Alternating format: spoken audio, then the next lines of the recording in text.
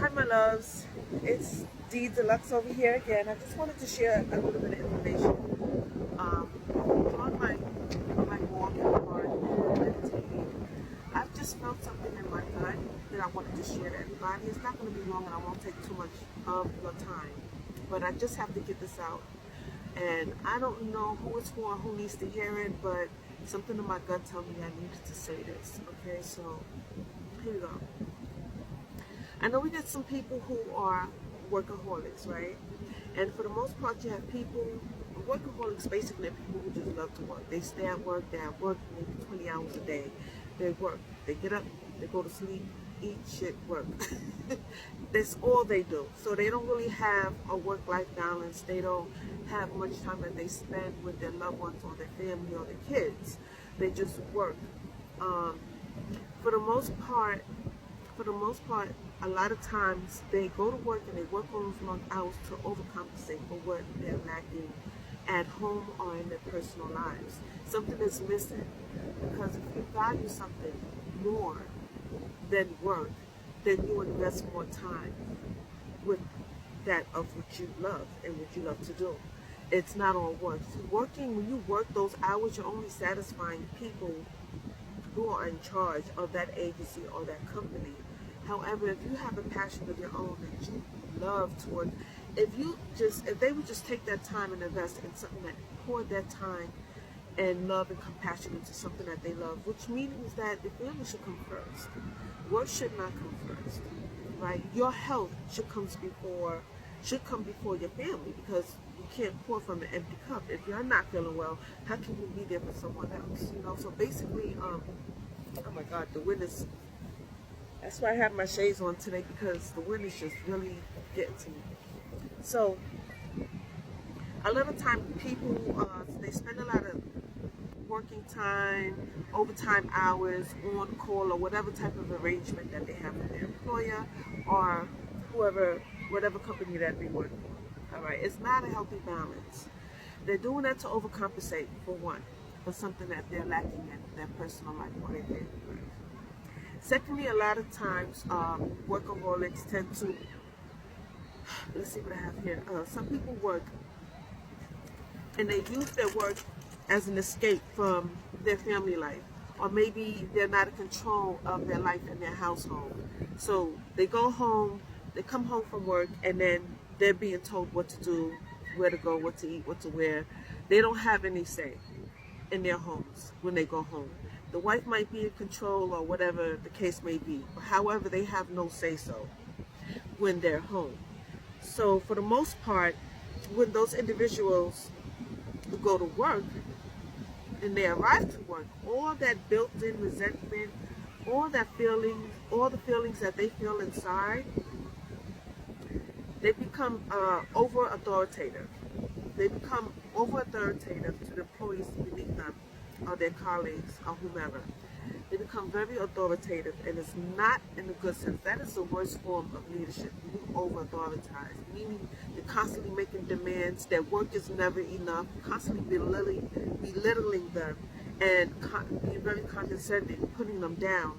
And that is not. You can never get anything done in a company with the type of leadership in that form. It's not healthy and it's not good. However, if that person, that workaholic, that individual, I'm not saying could be male or female, whoever it is, will need to get some type of help. Because what happens is, when you spill that type of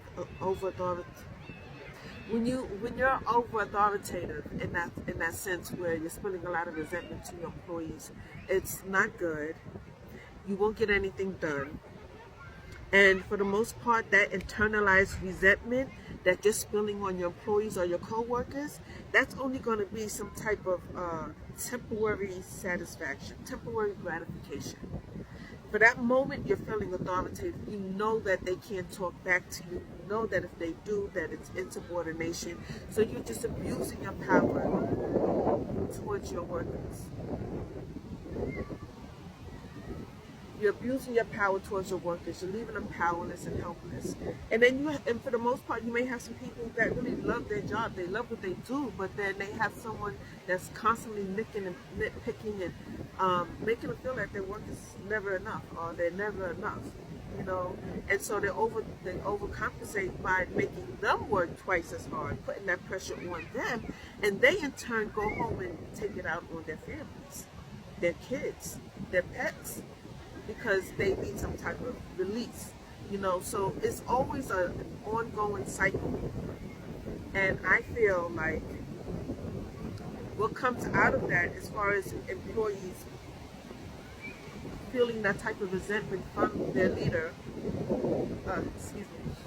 with employees feeling that type of resentment towards their leader, they basically would not like their jobs or want to quit, or is always high turnovers, there's always employee burnout, there's always hospitalizations with that said workaholic and those co-workers or employees. Whoever is in that circle, in that environment where you're spewing out negativity, nothing is ever good, it's all the stress trickles down. It trickles down. Okay, so that has to be acknowledged. It's not good for either of those, for the employee or the employer, or the person in leadership, to ever spew the type of resentment and becoming over authoritative towards their workers. Okay, so I just want to put that out there, and just briefly, I just want to say the toxic negativity and the toxic energy explodes, and when it explodes, it is not good for you and the people around you, especially you, because it's inside, it's internal. And so when it blows up, it's just like a bomb, like a ticking bomb. So when it blows up, it's affecting everything in its circle. You know, so it's not a good thing. And I think that what we as people should know, to tap someone on the shoulder and let them know, hey, you know what? I know there's good counselor. You know, it doesn't have to be anybody that's affiliated with your family or your friends. It could be a counselor or therapist that has nothing to do with any circles or linkages that you have. So you don't have to worry about being judged. Going to a therapist or going to a counselor to get all that negative energy out of your system. You need to get it out of your system. It's very important. It's very detrimental to your mental health and your physical health. Because a lot of times stress kills. So when your body reacts to like certain things that's going on, it's coming from here. It's coming from your mind. So you have to change the way you think before you can change the way you behave. And that's a process. That's a 30-day, maybe 60-day, maybe 90-day process. It's not going to happen overnight, but start somewhere. No matter where you start somewhere. Okay? So the changes start mentally, and you have to change the way you think, like I said, before you change the way you behave. So getting counseling, seeing a doctor, going to a therapist, eating different, meditating, praying, eating healthy, those things are on the right path to healing yourself inside, from the inside out. But before you do anything, try to get yourself checked out. Don't wait for your body to give you signs that you need to go to a doctor and find out that you have high blood pressure, or you've had a mini stroke and didn't even know, or that you are diabetic, or you went into a diabetic coma and you didn't know. These signs your body is giving you to tell you like something is wrong. We need to fix this. And see, God gives you this body. You have to take care of it. You have to take care of your God-given temple. And if you do that, you can only heal yourself and be able to be a more effective leadership. You can only do that and be a more effective leader, is what I meant to say. And then you can also enhance your workers and your co-workers in your circle and make them become better versions of themselves, as opposed to spewing negativity and condemning what they're doing and telling them that they're never enough or they need to do overtime like you yourself. I think it's important that we acknowledge that a lot of the resentments that we spill onto other people is internally how we definitely feel about ourselves inside, you know. Um, so that's just the message I have here today. I think that if you know somebody that's doing that, and you know somebody that's a workaholic, just tap them on the shoulders, give them some resources. They don't even have to let you know that they responded, but give them some therapy cards, resources, places where they can go, and let them take that action on themselves. So make that phone call and get the help that they need.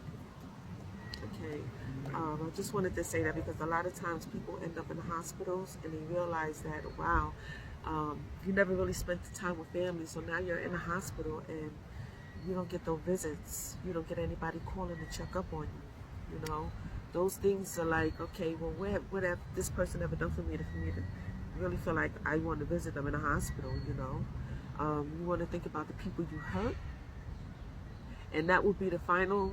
That would be the rock bottom, that you realize that the people you hurt are not there for you because all you did was spend time working. You never really spent time getting to bond with your family to see what's going on in their lives.